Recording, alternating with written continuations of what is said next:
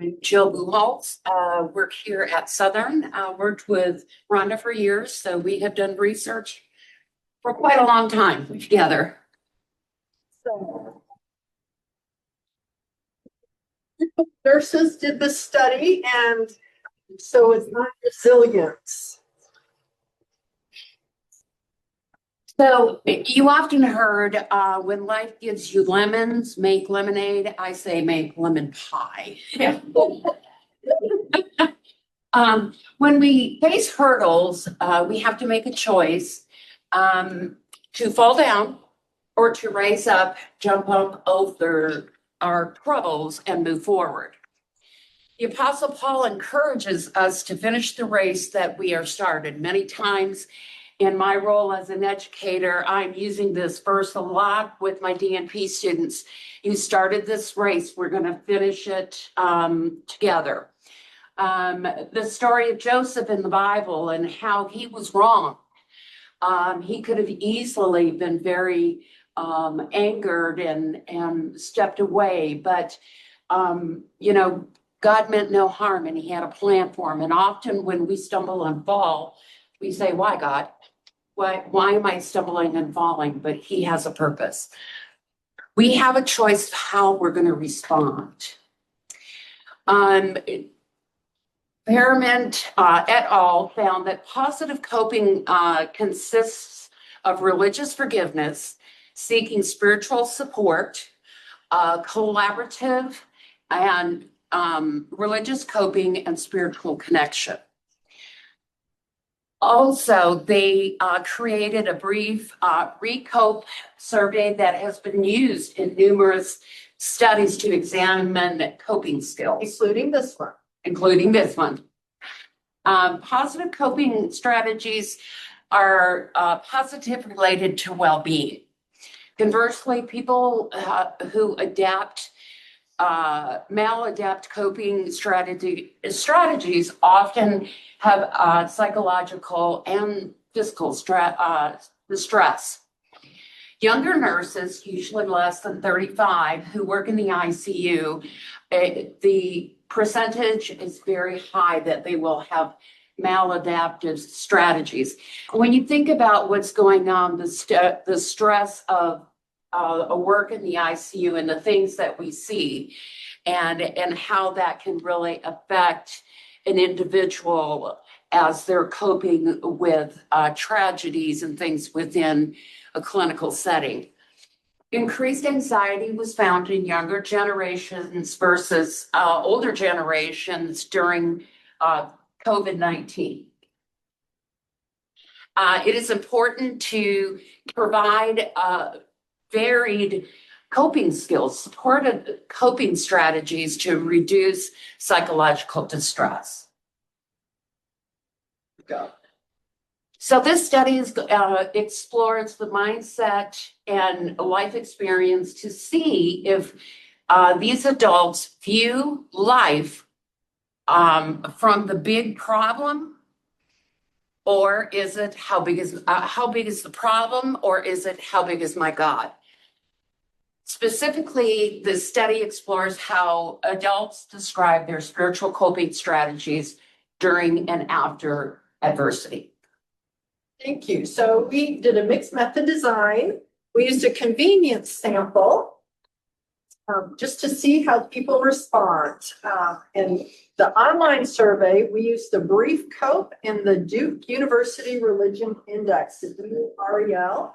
And I emailed both of those authors and got permission. And we did a quantitative, descriptive, statistical analysis and qualitative thematic analysis. So our demographics, where the majority were female, 82 to 18%, kind of a, 20 average range there, many older ones. So this is what our survey looked like. We did the online. And so it was interesting when asked forgiveness for my sins, 57% said quite a bit, and 42% said a good deal. So that was good. Of those who felt punished by God for my lack of devotion, 57% said somewhat, and then 42% not at all. So that was, it's 42% that. And then sought God's love and care. 71% said a great deal. So,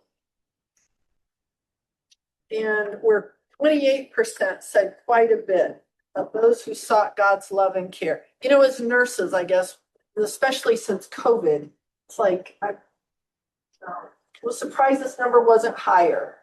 So that was, I don't know, for me, every prayer is sought. And then sought help from God from sought help from God and letting go of my anger. So this was a great deal. 57% said a great deal that they sought help from God. Quite a bit, almost a third, and somewhat at 14%. It's hard. Maybe I'm the only one that, to ask God to take away this anger and hurt. And so that's, but that I had a recent conversation. There's been lots of things happening in the Collegedale community that have been horrific recently. And, the comment was, you have to forgive to live. And a good friend of mine said that you have to forgive to live. And that's just so true. And so seeking God to let go. So my religious beliefs are what really lie behind my whole approach to life. I like at least 57% said definitely true. We are blessed to live in Adventist bubbles between here. I grew up at Andrews and have spent the majority of my adult years here. And, we're blessed, but our religious beliefs are what are behind our approach to life. And 42% said tends to be true. I try hard to carry my religion over into all other dealings in life.